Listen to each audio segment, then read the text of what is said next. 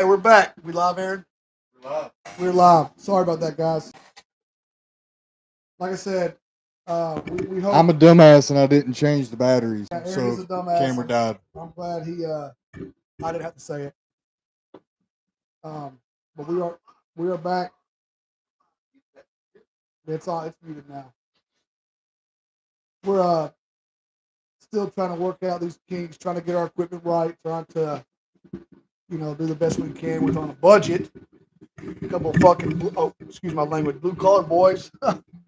God, fucking really, dude? Like 30 minutes ago. Boy, just now came this way. It's the bush light. Oh, no, it ain't. It's that damn.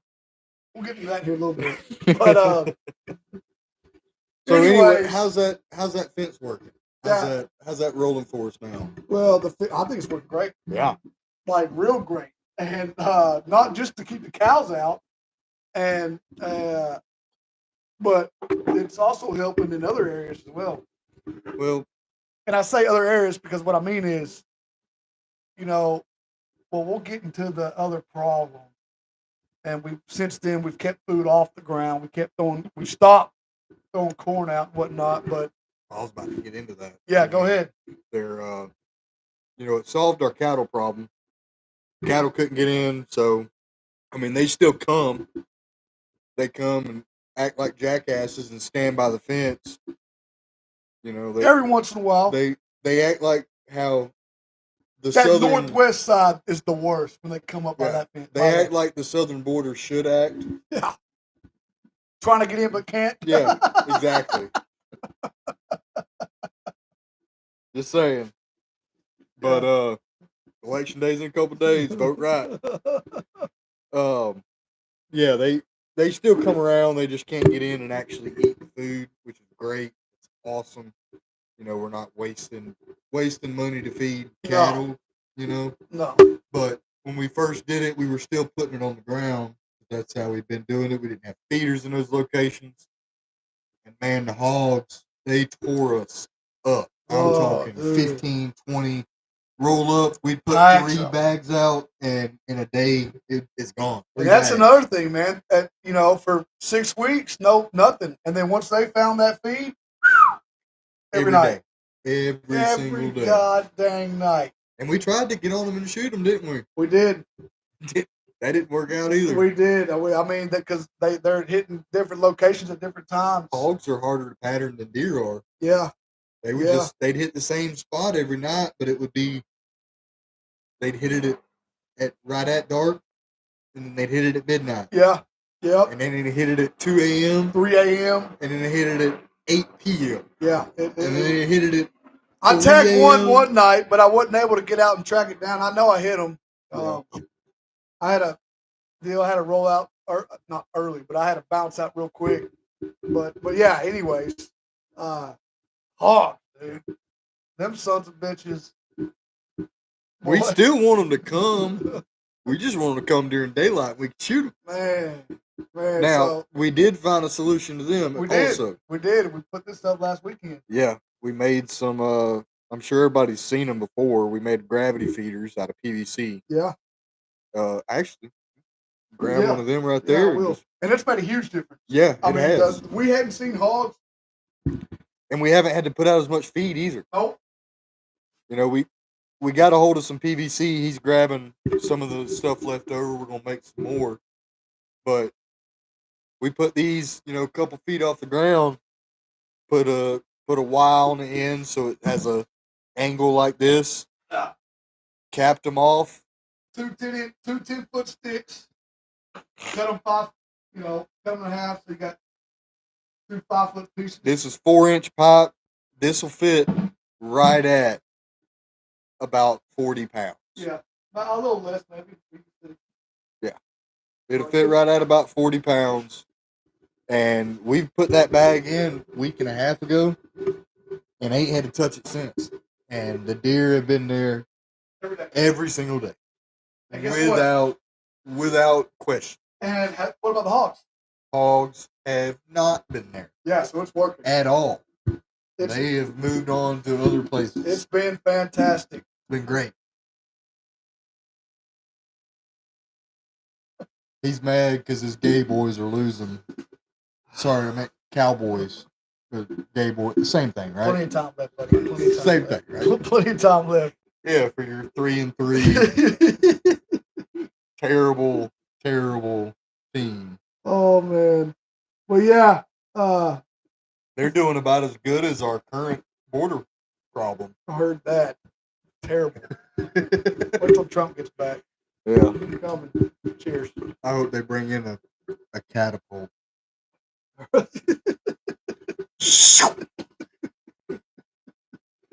I know that's right. See ya. But yeah, man, the hogs have we've maintained, that's not the word I'm looking for. We've what's the word I'm looking for? Your wife is distracted. We've eliminated. Yeah, there you go. We've somewhat Mitigated.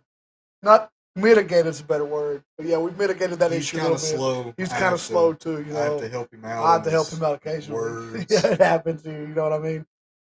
But yeah.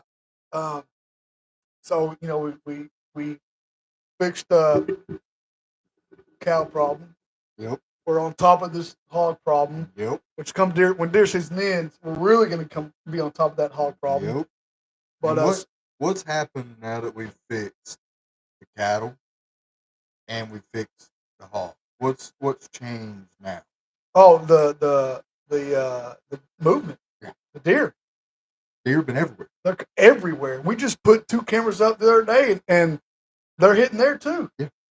It's unbelievable. We still had deer movement during all these problems, but it was sporadic. We have no bucks. Yeah. You know, minus we have one spike that shows up. He's Yeah. a little arrogant prick. I want him gone. One spike, a little 4-point. Yeah. But, you know, other than that, it's been does, which I'm fine with. You know, we're getting to the time of year that if you got does, there's a chance you got bucks. Yeah. Because they're gonna a buck's general travel span on a non-rut, whenever it's not 1,000 degrees outside, you know, it could be 1 to 2 miles. Oh, but they'll travel. But whenever you hit that rut timeline, man, you're looking at 3, 4, up to 10 miles, 5-mile radius. Oh yeah, they're gonna run to. You know, so we're not our hopes aren't down. They've been lifted. They've been way lifted as of recent. They've been way lifted. Because I ain't gonna lie to you, for about 2.5 to 3 weeks, I'm texting Aaron almost daily saying, "Dude, I'm shower wife. I'm pretty discouraged." My wife just got back from her clinical, fighting the fires and saving lives. I saw that Twisted Tea. Yeah, she had to get her. I don't think she had to get her some relief. I'm not sure if I like the fact the paramedic drinks. No, but yeah, man, I was getting pretty discouraged, you know, and I was doing my own research, and you hear about the October lull. You got people that swear by it. You got people that say that's bullshit. You know, there's all kinds of theories out there regarding it, but we're on the up and up, dude. I really feel like that. Last night was a good night. Kind of proved it, you know. I'll let you kind of get into that. You know, before I go into last night, I'll start with yesterday morning. You know, yeah, we had originally decided we were gonna let our lease rest for this weekend, be ready for Halloween weekend. You know, so we can hunt it hard, hope for the best. And over the past couple days leading up, you know, we've been seeing a little bit more deer activity. Getting a little bit more patternable, you know. Like I said, it's all does, -1, which I'll get into. But we have a plot of public that's probably the same distance away as our lease. Oh, yeah, 8 or 9 miles maybe. And we both decided, well, we want to hunt. We're going to go there that morning. So he went to one of the spots that he's hunted before. I've never touched this place but one time. So I went to a different spot out there that I'd e-scouted, and I mean, I walked up on a rub line. I had probably 6 or 7 rubs within 15, 20 foot. Yeah. I mean, I was in a good spot. At least it felt like, Sat till probably 9, 10 o'clock, didn't see nothing, got down. And we had already planned to go back out to the lease Yep. on that day, like after we got down, because we had a feeder, one of those PVC feeders we put up. We misjudged kind of how high to put them up. Yeah. So it was a little too high. The deer weren't able to really reach it. They were reaching up there and kind of nudging it and Yep. hoping something would fall out.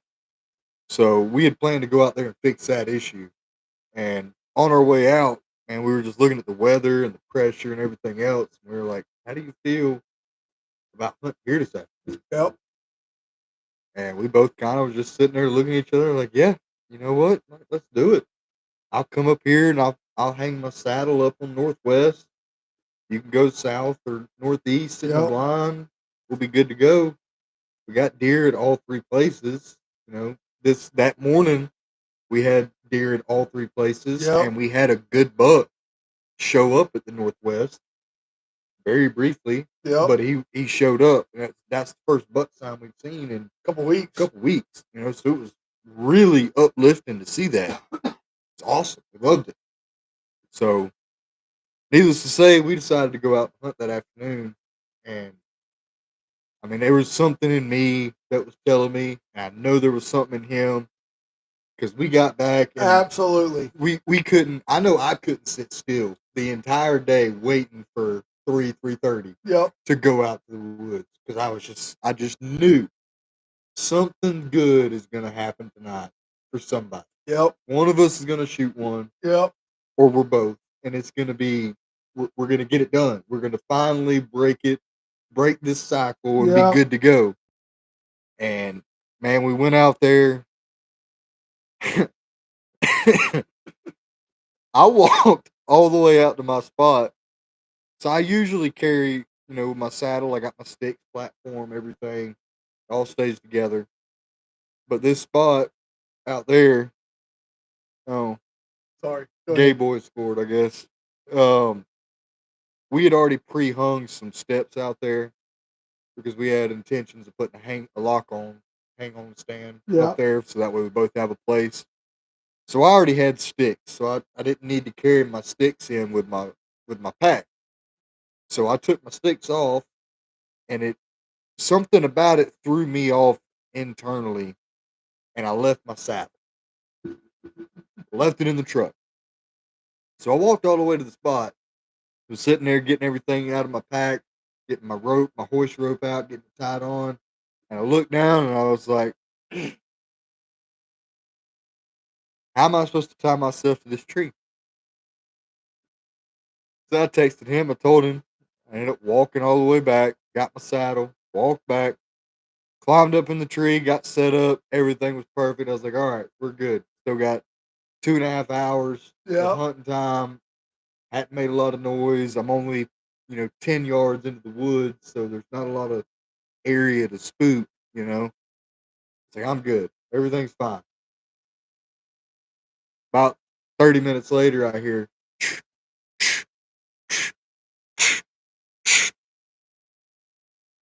I knew it wasn't deer. It was too damn loud. Turn around, and here comes this old cow that likes to frequent that spot, walking right underneath my tree that I'm sitting on, walking straight to our food plot and feed area that we have set up. Never even looked up at me. Had no idea I was there, which I guess is a testament. It's a good spot. Yeah. Yeah. Or either that or he just didn't care. I don't know. But they are done. He came out and, man, he piddled around. He stayed there for probably 30 minutes.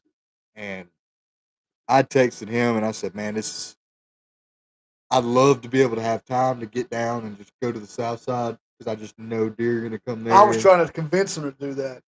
And at this time, it was probably 5:15, 5:30. Yeah, yeah. It was getting later. So it was at the point where if I would have gotten down, I'd have to unhook everything, climb down, walk all the way down there. You know, I'm looking at another Yep. 45 minutes to an hour of time that I'm about to waste. By the time I got there, I'd have 20, 30 minutes of shooting light. Yep. It's like, it's just not worth it.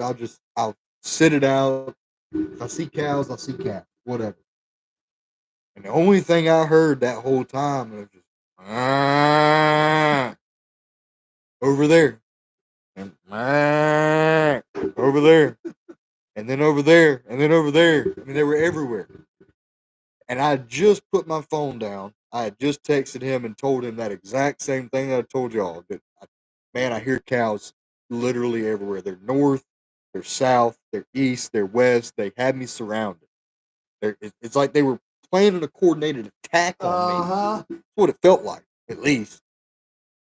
And the next thing I know, I hear some more footsteps. I'm like, all right, well, here comes another one of them cows about to walk out. And I'm just sitting there, just like nonchalant, just like I don't even care anymore.